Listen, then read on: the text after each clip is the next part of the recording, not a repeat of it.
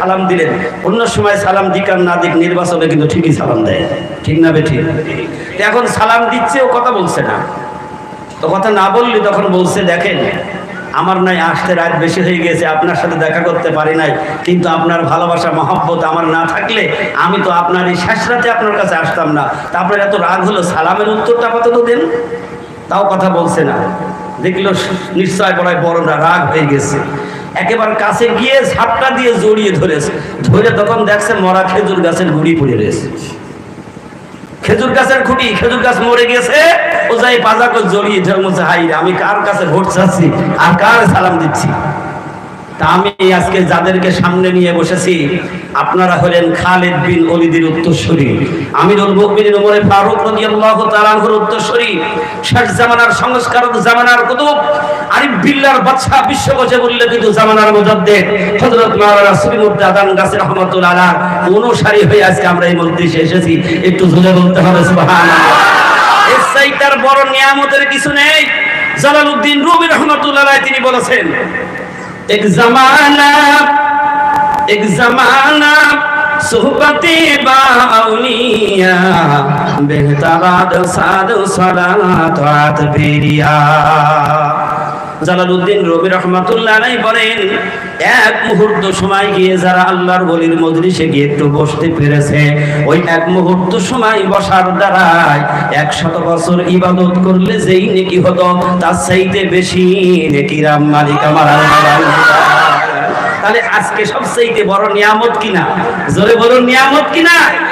100 বছর ইবাদতের সময় আমাদের আছে, আবার যাও আছে ওই ইবাদতের মধ্যে ভুল হতে পারে, আল্লাহ কবুল নাও করতে পারে, ঠিক না বে ঠিক?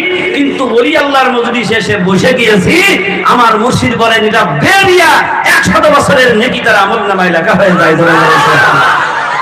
তো আমি আপনাদের সামনে দাঁড়িয়েছি, বেশি সময় নেব না। আমার পাশে আমার নানা বসে আছে, তো আমার নানার নাতি হিসাবে দাঁড়িয়েছি। তো আমার মধ্যে কোনো এলেম নেই, আমল একেবারেই নেই, একটা আলিফের জ্ঞান নেই। আপনার আমার সামনে যারা আছেন, আপনারা আল্লাহওয়ালা আছেন, তাকওয়া পরহেজগারী আছেন, মুত্তাকিন আছেন, আমি আপনাদের পায়ের ধুলার যোগ্য নই। শুধু মুর্শিদের হুকুম আর মুরব্বীদের আদেশ পালনার্থে আপনাদের সামনে দাঁড়িয়েছি। যদি ওই মহান মালিক আল্লাহ রাব্বুল ইজ্জত আহকামুল হাকিমিন তার ওই কুদরতি দুইটা ঠোঁট যদি এই গুনাহগারের ঠোঁটের সাথে লাগিয়ে দিয়ে যদি দুই একটি কথা বলার সুযোগ করে দেন তবেই সম্ভব, নইলে আমার নিজের কোনো ক্ষমতা নেই। কারণ এই মজলিস অনেক দামি মজলিস, সুবহানাল্লাহ বলো। কারণ এই মজলিস হলো কালাম পাকের মজলিস, কালাম পাক থেকে কিছু বলবো সেই যোগ্যতা আমার একেবারে জিরো, কিচ্ছু নাই। এই কালাম পাকটা কি রয়েছে?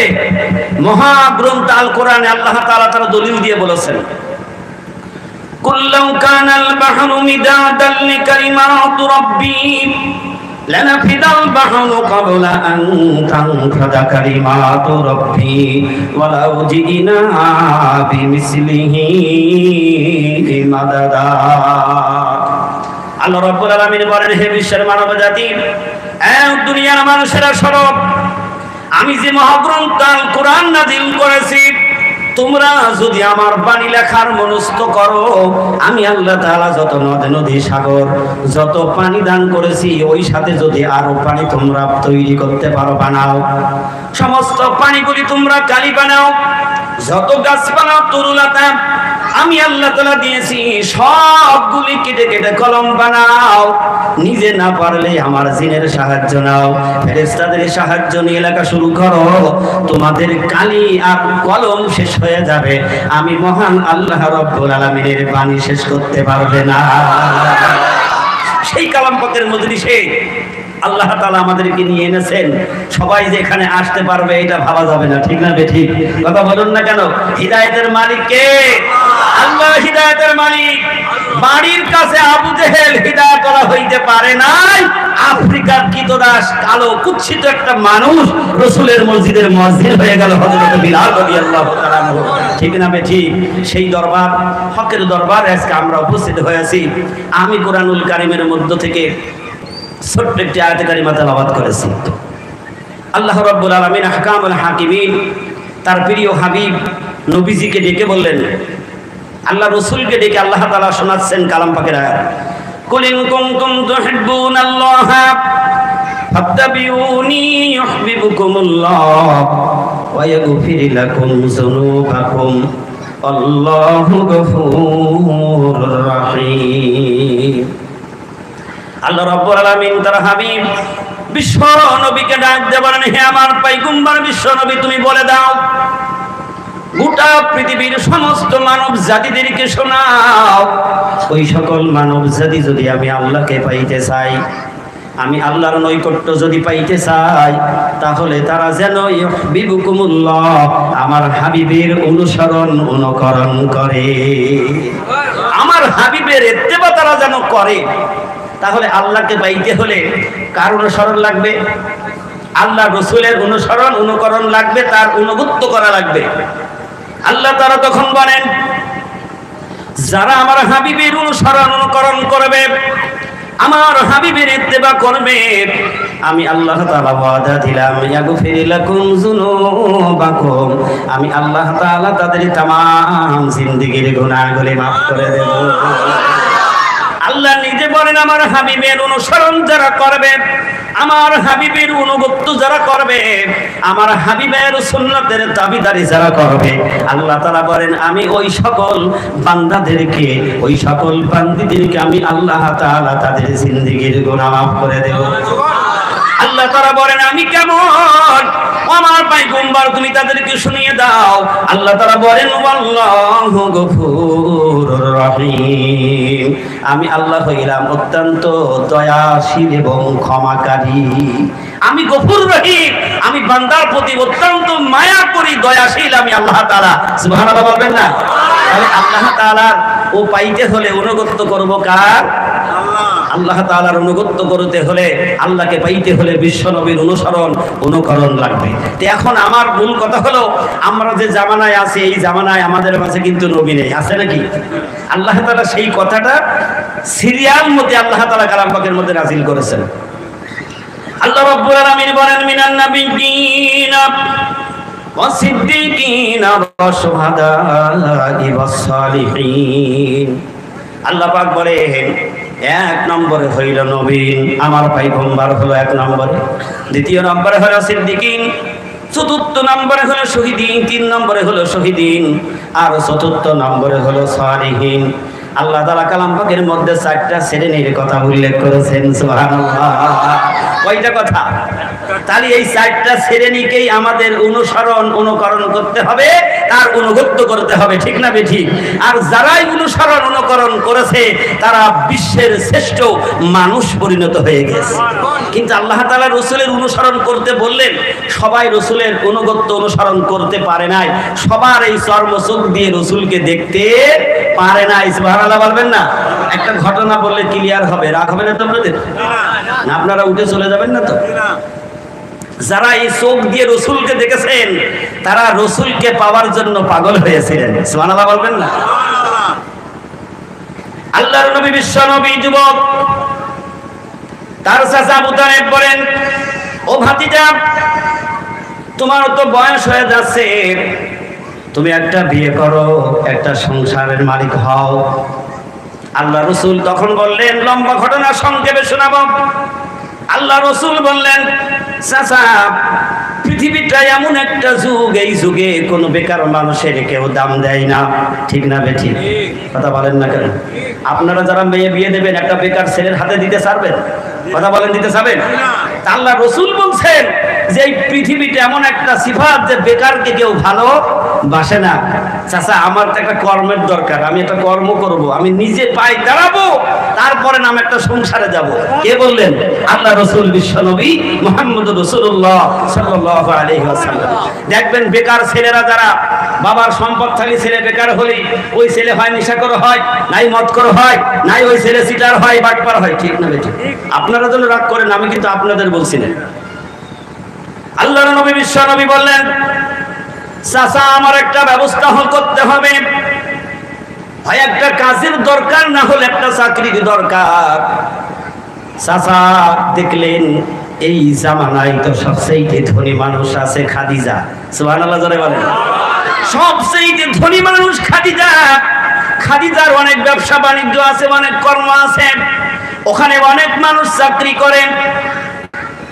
চাচা গিয়ে খাদিজার কাছে বললেন, খাদিজা আমার ভাতিজার একটা কাজ চাই, একটা কাজ দিতে হবে। খাদিজা বলেন, আমার কাছে যে কাজ আছে এই কাজটা আমি দিতে পারবো না, কারণ তোমরা হইলে কুরাইশ বংশ, অত্যন্ত দামি বংশের মানুষ। সুবহানাল্লাহ, অত্যন্ত দামি বংশের মানুষ। আমার কাছে যে কর্ম আছে এই কর্ম হলো নিচু কাজ, দিতে পারবো না। সুবহানাল্লাহ বলবেন না? কুরাইশ বংশ সবচেয়ে দামি একটা বংশের পয়গম্বর বিশ্ব নবী চাচার কাছে বললেন, চাচা কি কাজ তুমি সেইটা শুনে দেখো। চাচা যখন জিজ্ঞেস করলো, খাদিজা তোমার কাছে কোন চাকরি, কোন কাজ? খাদিজা বলেন, আমার একটা কাজ আছে, আর সব কাজের ডিউটিগুলি সব পূর্ণ আছে। আমার একটা রাখাল ছিল, সে চলে গেছে, এখন এই ছাগল চড়ানো কাজটা ফাঁকা আছে। কি কাজ আছে? ছাগল চড়ানো কাজ। একটু শোনেন আল্লাহ রাসূল কেমন চরিত্রের মানুষ ছিলেন, আর মন কি ছিল। চাচা যখন বললেন, ভাতিজারে তুমি কি এই কাজ করবে নাকি? আল্লাহর হাবিব বিশ্বনবী বললেন, চাচা পৃথিবীর কোন কর্মকে ছোট করা যাবে না, যেটা হালাল রুজি রুটির ব্যবস্থা থাকবে ওই কর্মটা ছোট হইলেও আমার আল্লাহর কাছে অনেক বড়। কারণ যেখানে হালাল রুজি রুটি হবে ওই কাজটা ছোট মনে করা যাবে না, ওইটাই বড়। সুবহানাল্লাহ বলেন। আল্লাহর হাবিব বিশ্বনবী বললেন, চাচা তুমি খাদিজাকে বলো আমি ওই চাকরি করব। খাদিজা এবার বিশ্ব নবীকে দেখে চিন্তা করলেন, না হারে এত সুন্দর চেহারাওয়ালা মানুষ, একটা বড় বংশের মানুষ, আর আমি তারে দিয়ে ছাগল চড়াবো কেমন করে হয়? কারণ তারপরও তার কোনো ডিউটি খালি নেই, একটা পদ খালি, সেইটা হলো ছাগল চড়ানো। সুবহানাল্লাহ বলবেন না? আল্লাহর হাবিব বিশ্ব নবী জনাবে মুহাম্মদ রাসূলুল্লাহ সাল্লাল্লাহু আলাইহি ওয়াসাল্লাম চাকরি নিলেন, ছাগল চড়ানো চাকরি। আল্লাহর হাবিব খাদিজার ছাগলগুলি নিয়ে মাঠে চড়ায়। অল্প কিছুদিনের মধ্যে খাদিজা দেখলেন সারা বছরে ছাগলের যা উন্নতি না হয়েছে, এক সপ্তাহের মধ্যে দ্বিগুণ ছাগলের উন্নতি হয়ে গেছে। ছাগলের চেহারার পরিবর্তন হয়ে গেছে, শরীরে গোশত হয়ে গেছে। খাদিজা মনে করলেন, কিরে মুহাম্মদ কোথায় ছাগল চড়ায়, কি খাওয়ায়, আমাকে একটু দেখতে হবে কোথায় ছাগলগুলি চড়ায়। খাদিজার সিংহাসনে ঘরের ছাদে উঠে গেলেন। আজকে তিনি দেখবেন আব্দুল্লাহর বেটা মুহাম্মদ রাসূলুল্লাহ সাল্লাল্লাহু আলাইহি ওয়াসাল্লাম কোথায় ছাগল চড়ায়। খাদিজা ছাদে উঠে লক্ষ্য করে দেখলেন ছাগলগুলি নিয়ে গিয়েছে পাহাড়ের কিনারে। পাহাড়ের পাথরের গায়ে ছাদলা পড়েছে, ওই ছাওলাগুলি ছাগলে সব চেটে চেটে খাচ্ছে। আর লক্ষ্য করে দেখলেন একটু দূরে আল্লাহর হাবিব বিশ্ব নবী বসে রয়েছেন, মাথার উপরে কোনো ছাতি নেই, কোনো ছায়া নেই। খাদিজা দূর থেকে দেখলেন সব জায়গায় প্রখর রোদ। আর আব্দুল্লাহর বেটা মুহাম্মদ, আজকে যুবক মুহাম্মদের মাথার উপরে ছায়া, তার কারণটা কি? কেন ছায়া? খাদিজা লক্ষ্য করে দেখলেন আকাশে এক খণ্ড মেঘ এসে মুহাম্মদ রাসূলুল্লাহর মাথার উপরে ছায়া ধরে রেখেছে। সুবহানাল্লাহ বলবেন না? আবার দেখলেন গরমের মধ্যে রোদ, গা ঘেমে যাচ্ছে। পাহাড়িয়া বিষুদার সাপ, দুই দিকে দুইটা সাপ এসে মাথাটার পট বাহির করে দুই দিক থেকে পাখার মতো বাতাস লাগায়। খাদিজা চিন্তা করলেন, কি রে সাপ তো যখন মাথা উঁচু করে মানুষের গায়ে সবল দেয়, আরে কোন মানুষ কারে দিয়ে আমি ছাগল চড়াই, আর এই মানুষটার দুই পাশে দুইটা সাপ এসে তার গায়ে বাতাস লাগায়। খাদিজার মনের মধ্যে ধোঁকা লেগে গেল, কি রে নিশ্চয় এই মানুষ কোন একটা দামি মানুষ হবে। সুবহানাল্লাহ বলবেন না? আল্লাহর হাবিব বিশ্ব নবী ছাগল নিয়ে যখন ফিরলেন, খাদিজা ডাক দিলেন, মুহাম্মদ, মুহাম্মদ তোমার ছাগল আর চড়াতে হবে না, ছাগল চড়ানো লাগবে না, আজ থেকে তুমি আমার এই ব্যবসার ম্যানেজারের দায়িত্ব পালন করবা। মুহাম্মদ বলেন, আমার তো ওই যোগ্যতা নেই। সুবহানাল্লাহ বলবেন না? যে আমি আপনার এত বড় ব্যবসার ম্যানেজারি করব, এই যোগ্যতা আমার নাই, আমি এত বড় দায়িত্ব পারবো না। বলেন না, পারাপারির কোনো ব্যাপার নেই, আমি বলছি তোমাকে ম্যানেজারের দায়িত্ব পালন করতে হবে। সুবহানাল্লাহ বলবেন না? শুধু ম্যানেজারের দায়িত্বই নয়, আজ থেকে তুমি আমার ব্যবসার সব হিসাব নিকাশ তুমি দেখাশোনা করবা। সুবহানাল্লাহ যারা বলেন। একদিক থেকে তুমি ক্যাশের ম্যানেজার, আর একদিক থেকে আমার এই সমস্ত ফ্যাক্টরির ম্যানেজারই তুমি করবা। সুবহানাল্লাহ যারা বলেন। এখন আব্দুল্লাহর বেটা মুহাম্মদের এই ম্যানেজারের দায়িত্ব দিয়া দেখে যারা আগে দায়িত্ব পালন করেছিলেন চাকরি এড়ে চলে গেলেন। আজ আসলো দুদিন আর কি এত বড় দায়িত্ব পেয়ে গেল, আমরা চাকরি করবো না। আল্লাহু আকবার বলেন। খাদিজা বলেন চাকরি করো আর না করো আমার দেখার প্রয়োজন নাই, আমি বলেছি আমার ব্যবসার ম্যানেজার আজ থেকে হলো আব্দুল্লাহর বেটা মুহাম্মদুর রাসূলুল্লাহ। কষ্ট হচ্ছে না তো আপনাদের? আমি খুব সংক্ষেপে ছেড়ে দেবো ইনশাআল্লাহ তাআলা, এটা বোঝাবার জন্য একটু কিছু বলছি। আব্দুল্লাহর বেটা মুহাম্মদের সব দায়িত্ব দিলেন। এবার খাদিজা মনে মনে চিন্তা করলেন, এত একটা সুন্দর ভালো মানুষ, এত সুন্দর ভালো মানুষ, ব্যবসার এত হিসাব, এত বরকত। তিনি চিন্তা করলেন শাম দেশে ব্যবসার জন্য আমি মুহাম্মদকে পাঠিয়ে দেব। 90 দিনের সময় নিয়ে শাম দেশে কিছু মানুষ দিয়ে ব্যবসার জন্য পাঠিয়ে দিলেন। 90 দিনের পরে ফিরে আসবে। খাদিজা এবার বসে বসে চিন্তা করেছেন, তোরা জবুর ইনজিলগুলি সব পাঠ করছে, ওর মধ্যে যা দেখছে সব নমুনা করে মুহাম্মদের মধ্যে পাওয়া যায়। খাদিজা চিন্তা করে কবে মুহাম্মদ ফিরে আসবে, ব্যবসার দিকে দিন গণছে। সমস্ত দাসীদেরকে বলে রেখেছে, দাসীরে আমার ম্যানেজার যেদিন ফিরে আসবে আমি তোদের সেদিন মিষ্টি খাওয়াবো। সুবহানাল্লাহ ধরে বলবেন না? কারণ মনে মনে খাদিজা নবীজির প্রতি তার মন মস্তিষ্ক দিয়ে দিয়েছে, যেদিন ফিরে আসবে তোদের মিষ্টি খাওয়াবো। দাসীরা আনন্দ করে, মানুষ আনন্দ করে। আব্দুল্লাহর বেটা মুহাম্মদ 90 দিন যেদিন পূর্ণ হচ্ছে সেদিন ব্যবসার থেকে ফিরে আসলেন।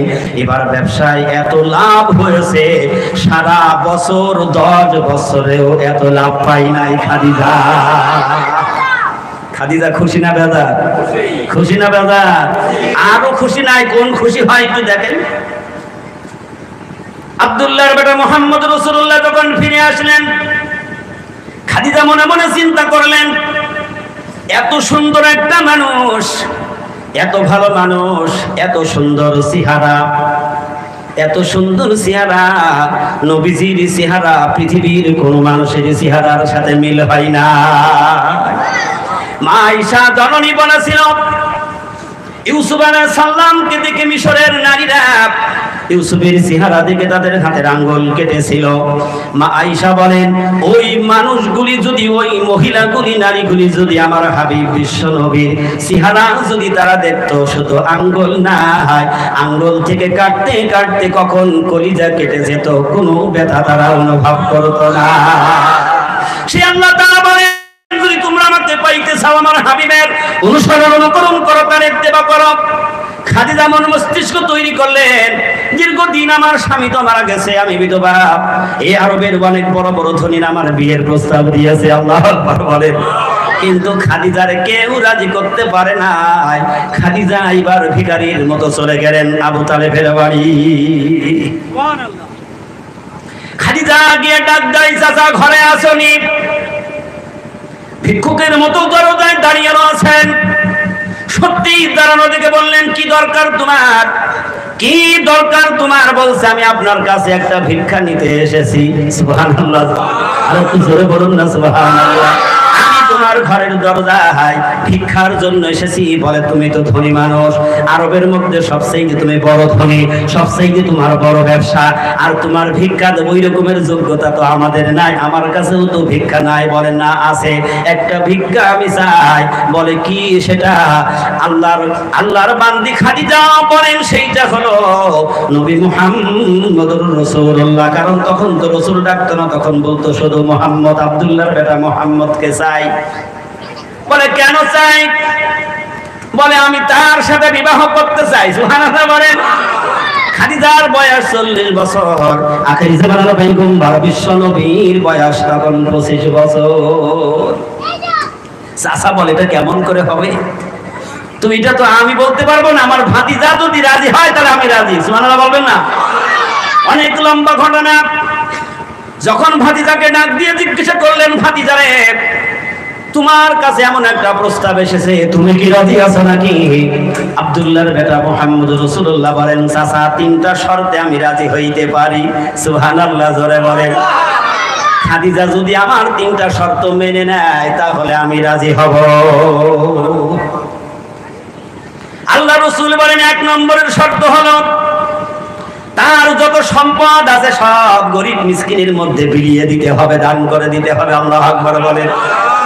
খাদিজা 1 নম্বরের শর্ত বলে আমি মেনে নিলাম। আল্লাহু আকবার বলেন।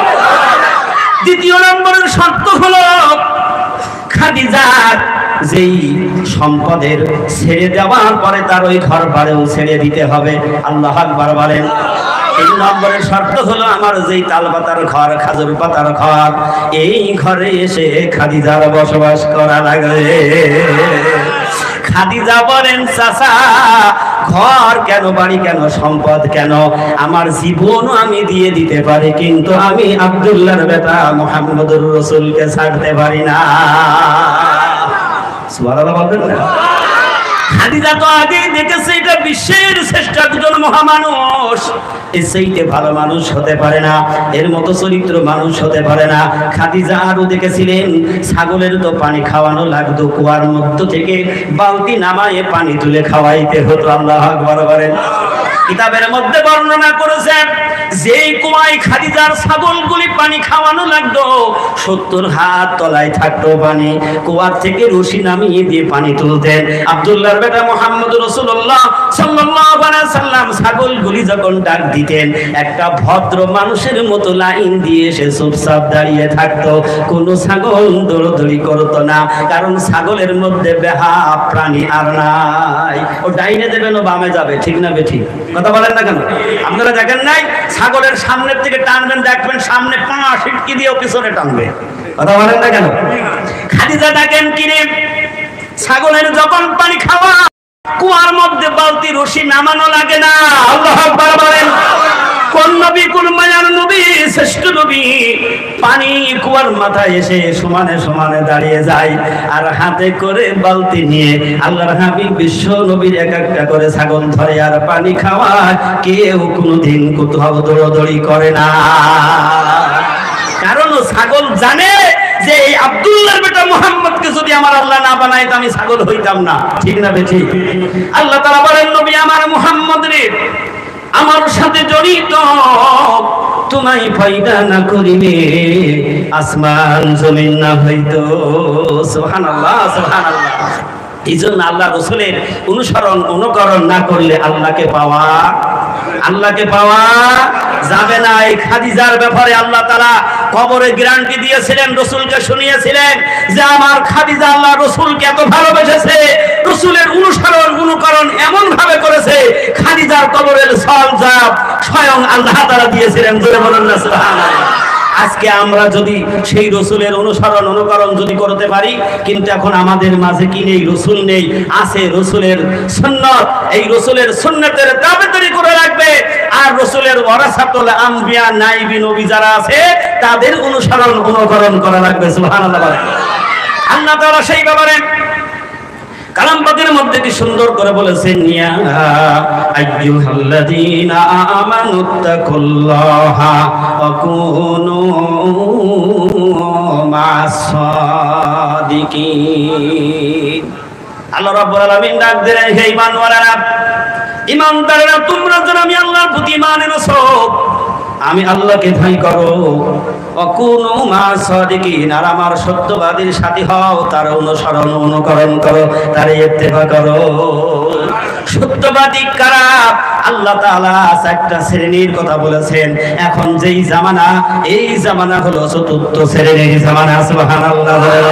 এই 4র্থ শ্রেণীর জামানায় কারা? তারা হইল কামেল ওলিয়াল্লাহ। আল্লাহ তাআলা নিজে বলেছেন, তোমরা তার অনুসরণ অনুকরণ করো, তার সাথী হও, যদি তুমি ঈমানদার হও। সুবহানাল্লাহ বলবেন না? তাহলে আমি আপনি ঈমান এনে বসে থাকলে হবে না, ওই সকল সালিহিন মুত্তাকিন বান্দার অনুসরণ অনুকরণ করা লাগবে, তার কাছে যাওয়া লাগবে। তিনি যেভাবে আমাদেরকে চলতে বলবেন সেইভাবে চলার নাম হলো অনুসরণ অনুকরণ করা, ঠিক না বেঠিক? এই জন্য আল্লাহর হাবিব বিশ্বনবী পৃথিবীতে সেদিনের দাওয়াত দিলেন, যারা এই দিনটাকে মেনে নিল তারা বিশ্বের শ্রেষ্ঠ মানুষ হয়ে গেল, ঠিক না বেঠিক? তারা কি হয়ে গেল? এই পৃথিবীর শ্রেষ্ঠ মানুষে পরিণত হয়ে গেল। সে কোন বংশে, কোন গ্রামে, কোন কওমের কোনো দেখাশোনা ছিল না। যে রাসূলের ইত্তেবা করেছিল, রাসূলকে ভালোবেসেছিল, সেই মানুষটা বিশ্বের শ্রেষ্ঠ মানুষে পরিণত হয়ে গিয়েছিল। সুবহানাল্লাহ বলবেন না? আজকে উমরের চেহারার দিকে তাকান, উমরের চরিত্রের দিকে তাকান। উমর ছিল একটা জাহেল মানুষ, মূর্খ মানুষ। সেই উমর কি হয়ে গেল? নবীর অনুসরণ অনুকরণ করার কারণে সেই উমরের মর্যাদা সম্মান আল্লাহ এত বাড়িয়ে দিলেন যে উমর হয়ে গেল বিশ্বের শ্রেষ্ঠ একটা মানুষ হয়ে গেল। সুবহানাল্লাহ বলবেন না? সেই আমিরুল মুমিনিন উমরে ফারুক রাদিয়াল্লাহু তাআলা আনহুর 37তম উত্তরসূরি পুরুষ হযরত মাওলানা সুফি মুফতি আজম গাজী রাহমাতুল্লাহ আলাইহি। সুবহানাল্লাহ বলবেন না? আজকে তিনি কি করেছেন? যেভাবে 1,24,000 পয়গম্বর দ্বীনের দাওয়াত দিয়েছেন, সাহাবায়ে কেরাম দাওয়াত দিয়েছেন, তাবেঈনরা দাওয়াত দিয়েছেন, কামেল ওলি আল্লাহর সেই একই কাজ আছে। সুবহানাল্লাহ বলবেন না? এই জন্য হাক্কানি দরবার হলো আল্লাহ ওয়ালা দরবার, নবী ওয়ালা দরবার। 1,24,000 পয়গম্বর যে কাজ করেছে, আমার কামেল মুর্শিদের দরবারে সেই একই কাজ আছে না নাই? কথা বললেন না কেন? আছে না নাই? আল্লাহ রাসূল সাল্লাল্লাহু আলাইহি সাল্লাম দ্বীন প্রচার করেছেন, এই দ্বীনের বিনিময়ে কোনো মানুষের কাছ থেকে কিছু নিয়েছেন? শুধু দিয়েছেন। নিয়েছেন না দিয়েছেন? উজাড় করে দিয়েছিলেন, সব দান করে দিয়েছিলেন। আল্লাহ রাসূল কারোর কাছ থেকে যদি নিতেন, খাবারের জন্য পেটে পাথর বাঁধা লাগতো। কথা বলেন না কেন? এই জন্য এই দরবারটা হলো হক দরবার। এই দরবারটা কি দরবার? হক দরবার। দরবারের হুকুম কি? একই হুকুম 1,24,000 পয়গম্বর যে হুকুম পৃথিবীতে দিয়েছিলেন, সেই একই হুকুম। সুবহানাল্লাহ বলবেন না? আল্লাহ রাসূল সবচেয়ে বেশি দাওয়াত দিয়েছেন নামাজের দাওয়াত। কিসের দাওয়াত? বেশি দাওয়াত দিয়েছেন নামাজের দাওয়াত। আল্লাহ রাসূল যেদিন বিদায় নিয়ে চলে যাচ্ছেন, আচ্ছা বলুন, পৃথিবীর থেকে বিদায় নেওয়া মুহূর্তটা খুব কঠিন না সহজ? বড় মায়া না? বড় মমতা না? দেখবেন একটা মানুষ বুড়ো হয়ে গিয়ে চোখই দেখতে পারে না, দাঁত নেই, কথা ঠিক মতো বলতে পারে না, তারপরও আস্তে আস্তে বলে তোরা কেমন মারবি না ডাক্তার বাড়ি নিবি। তার মানে তোর আশা মনে পৃথিবীতে আরো বাঁচতে চায়। কথা বলেন না কেন? এই পৃথিবীতে আরো বাঁচতে চায়, কেউ পৃথিবীর থেকে যাইতে চায় না। আর একজনের কাছে খবর আসার সাথে সাথে তিনি তৈরি রেডি হয়েছিলেন। ধরে বলুন সুবহানাল্লাহ। তিনি হলেন আর কেউ নাই, তিনি হলেন বিশ্ব নবী জনাবে মুহাম্মদুর রাসূলুল্লাহ সাল্লাল্লাহু আলাইহি ওয়াসাল্লাম। মৃত্যুটার সময়টা কেমন কঠিন একটু বলি। নবীজি তার হুজরায় রয়েছেন, শরীরটা অসুস্থ যাচ্ছে। মালাকুল মউত এসে হুজরার দরজায় দাঁড়িয়ে গিয়েছেন। আল্লাহু আকবার বলেন। মালাকুল মউত এসে নবীজিকে সালাম দিলেন। আপনাদের কষ্ট হচ্ছে না তো? আমি শেষ করে দিচ্ছি তাড়াতাড়ি। নবীজিকে যখন সালাম দিলেন, আল্লাহর হাবিব সালামের উত্তর দিয়ে বললেন, তুমি কে? বললেন, ইয়া রাসূলুল্লাহ হাবিবাল্লাহ, আমি হইলাম মালাকুল মউত আজরাইল। আল্লাহর হাবিব বললেন, ফাতেমা। হুজরার দরজায় মালাকুল মউত আজরাইল দাঁড়িয়ে রয়েছেন। নবীজি এই কথা বলার সাথে সাথে ফাতেমার চোখের মধ্যে আল্লাহ তাআলা এমন নূরের তাজাল্লি দিয়েছিলেন, হাবিবের কথা শুনে তাকানোর সাথে সাথে মালাকুল মউত আজরাইলকে দেখে নিয়েছিলেন। কেন? যে আল্লাহর হাবিব বললেন, ফাতেমা, ঘরের দরজায় মালাকুল মউত দাঁড়িয়ে রয়েছে। যদি ফাতেমা না দেখতে পেত, ফাতেমার মনের মধ্যে মনে হয় সন্দেহ, তো আল্লাহ তাআলা দেখিয়ে দিলেন যে আমার হাবিব যা বলে তার নিজের কোনো কথা বলে না, সব হলো আমার কথা। সুবহানাল্লাহ বলবেন না? আল্লাহ তাআলা কালামের মধ্যে তার গ্যারান্টি দিয়েছেন, ওয়ালা ইয়ানতিকু আনিল হাওয়া ইন হুয়া ইল্লা ওয়াহয়ুন ইউহা। আল্লাহ নিজে বলেন, আমার নবী যা বলে সব আমার কথা, ওহির কথা। সুবহানাল্লাহ বলেন। নিজের মনের থেকে বিশ্ব নবী কোনোদিন কোনো কথা বলে নাই। মালাকুল মউত আজরাইল যখন দাঁড়িয়ে সালাম দেওয়ার পরে নবীজি বলেন, তুমি তো আমার রূহ নেওয়ার জন্য এসেছো। মালাকুল মউত বলে, ইয়া রাসূলুল্লাহ হাবিবাল্লাহ, আমি আপনার রূহ নেওয়ার জন্য এসেছি। আল্লাহর হাবিব বললেন, মালাকুল মউত, আমি যদি অনুমতি না দেই তাহলে কি করবা? আল্লাহু আকবার বলে। মালাকুল মউত বললেন, আল্লাহর হাবিব, আমি যখন আসতে শুরু করলাম আমার আল্লাহ বলে দিলেন আমার হাবিবের কাছে অনুমতি চাইবা, যদি অনুমতি দেয় রূহ নেবা, অনুমতি যদি না দেয় কোনো বাধা নাই, সাথে সাথে ফিরে চলে আসবা। এই পাওয়ার পৃথিবীতে আর কারোর দেওয়া হয় নাই, আর ভবিষ্যতেও কেউ এই পাওয়ার পাবে না। পাওয়ার একমাত্র বিশ্ব নবী মুহাম্মদুর রাসূলুল্লাহ সাল্লাল্লাহু আলাইহি ওয়াসাল্লামকে দেওয়া হয়েছে। আল্লাহর নবী বিশ্বনবী বলেন মালাকুল মাউত একটু দাঁড়াও, একটুখানি অপেক্ষা করো, একটু সময়, সামান্য সময়, জিবরিল আসা পর্যন্ত একটু তুমি অপেক্ষা করো। সাথে সাথে জিবরিল এসে খাড়া হয়ে গেলেন। আল্লাহর হাবিব বলেন জিবরিল আমি তো দুনিয়া থেকে চলে যাব, আমার আল্লাহর কাছে চলে যাব, কিন্তু জিবরিল রে আমার একটা কথা তো আল্লাহর কাছে শোনা হয় নাই, তাড়াতাড়ি তুমি যাও আমার আল্লাহর কাছে জিজ্ঞাসা করে এসে আমারে খবর দাও। মালাকুল মাউত দাঁড়িয়ে আর জিবরিল বলেন ইয়া রাসূলুল্লাহ কিসের খবর? আল্লাহর হাবিব বলেন যাও যাও, আমি দুনিয়া থেকে চলে যাব, কিয়ামত পর্যন্ত আমার উম্মতেরা থাকবে, আমার উম্মতের কে দেখাশোনা করবে, তাদের কাছে কারা দিন বুঝাবে, দিন জানাবে, এই কথাটা আমার মালিক আল্লাহর কাছ থেকে শুনে এসে আমারে খবর দাও। জিবরিল উড়াল দিয়ে চলে গেলেন, যাই ডাক দিলেন আল্লাহ তাআলা তোমার হাবিব দুনিয়া ছেড়ে তো আসবে, তার আগে একটা কথা তোমার কাছে জানতে চেয়েছে, তুমি বলে দাও তোমার হাবিব দুনিয়ায় থাকবে না, তার এতিম উম্মতগুলি কারা দেখাশোনা করবে, তাদের কারা এই দ্বীনের দাওয়াত দেবে, দ্বীন বুঝাবে, তাদের কাছে কারা থাকবে, তাদের জিম্মাদারি কে হবে, এই কথাটা শোনার জন্য আমাকে পাঠিয়ে দিয়েছেন। আল্লাহ রাব্বুল আলামিন বলেন জিবরিল যা যা রে যা, আমার হাবিবের কাছে সর্বপ্রথম ওই কথাটা তুই শুনিয়ে দে, আমার হাবিব আসবে আর আমার হাবিবের এতিম উম্মতগুলি দুনিয়ায় থাকবে, আমি আল্লাহ স্বয়ং তাদের জিম্মাদারি হয়ে গেলাম। আর তাদেরকে পথ দেখানোওয়ালা কারা থাকবে, তাদের মাঝে কারা দ্বীন বুঝাবে, দ্বীনের দাওয়াতের কাজ করবে, আমি তো কুরআনুল কারীম নাযিল করে আমার হাবিবকে শুনিয়ে দিয়েছি। আল্লাহ তাআলা আবার জিবরিলকে বললেন ইয়া রাসূলুল্লাহ হাবিব আল্লাহ, জিবরিল এসে বলেন আল্লাহ তাআলা তো ওহী দিয়ে আগেই শুনিয়ে দিয়েছেন মিনান নাবিয়্যিনা ওয়াস সিদ্দীকিনা ওয়াস শুহাদা'i ওয়াস সালিহিন। জোরে বলুন না সুবহানাল্লাহ। কারণ আল্লাহর রাসূলের পরে সিদ্দিকিনরা তারা এই দ্বীনের কাজ করবে। আল্লাহু আকবার বলেন। সিদ্দিকিনরা বিদায় নিল, শহীদিনরা হাত ধরলেন, কাজ করলেন, তারাও বিদায় নিয়ে চলে গেল। এই শেষ জামানা কিয়ামত পর্যন্ত যারা এই দ্বীনের দায়ী তারা হইল চতুর্থ শ্রেণী সালিহিন। আল্লাহ তাআলা তাদেরকে সাদিকিন বলে কালাম পাকের মধ্যে রেখেছে। অনেকে আবার বলে যে পীর শব্দ কালাম পাকের মধ্যে নেই, তাহলে পীরের কাছে যাবো কেন? এরা মানুষ আছে না নাই?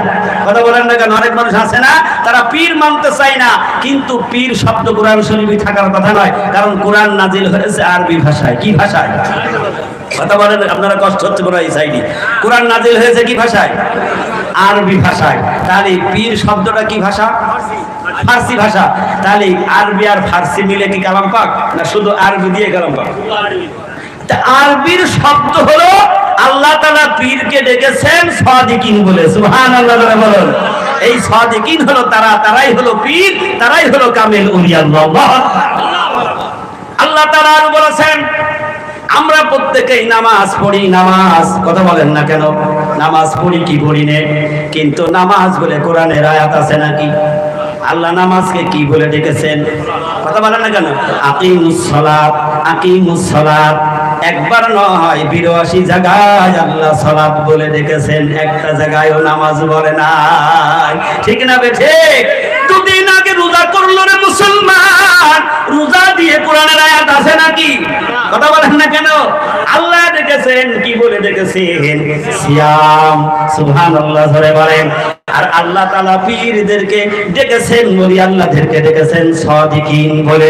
আল্লাহু আকবার বলেন।